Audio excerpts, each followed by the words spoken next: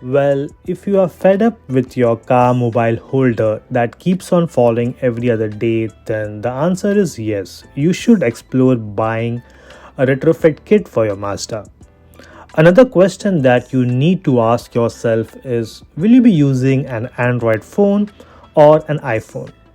If it's going to be an Android phone alone, then you need Android Auto, and you can think of exploring the Mazda AIO tweaks. The reason why I am suggesting this is because it does not need you to make any hardware changes. The overall process just needs you to install the patch on your car. You can Google the term Mazda AIO tweaks, and they have a dedicated website explaining the entire process. Now, if you're planning to use an iPhone or a combination of iPhone and Android phone, then you need to replace the axillary unit in your car and upgrade the firm version as well.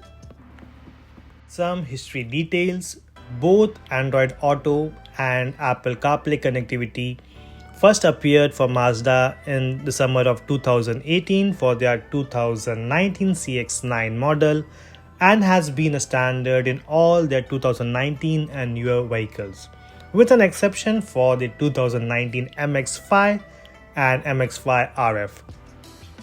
The 2018 Mazda 6 and 2019 CX-3 vehicles produced as of 2018 did receive these technologies as a standard equipment. Retrofit is available only as an installation update for applicable Mazda models that are 2014 or newer and are equipped with the Mazda Connect Information System. So this is a very important point that you need to check whether you have the Mazda Connect Information System available in your car. There are few old cars which have the TomTom navigation, so this process will not work for you, so no point of going ahead with that. I have also provided a list of models and their year for which we can install the retrofit kit, from your MX-5 all the way till your Mazda 6.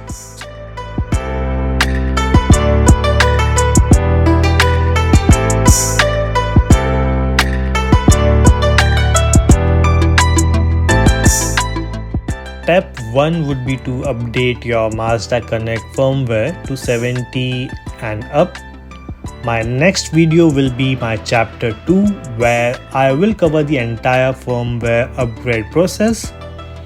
It is very important to follow a particular sequence while upgrading, so if you are at version 59 or lower, then don't forget to go through the entire video, because we need to first upgrade to a certain version before going to the latest one. The latest version that I could find as of September 2023 was 74.00.324, and I have used the same to upgrade on my Mazda. Your step 2 is more about replacing the axillary system unit, or we call it the hub unit, and its wiring. This will be covered in chapter 3, where I will show you the entire process of replacing the wire and installing the new hub on your Mazda. See you around.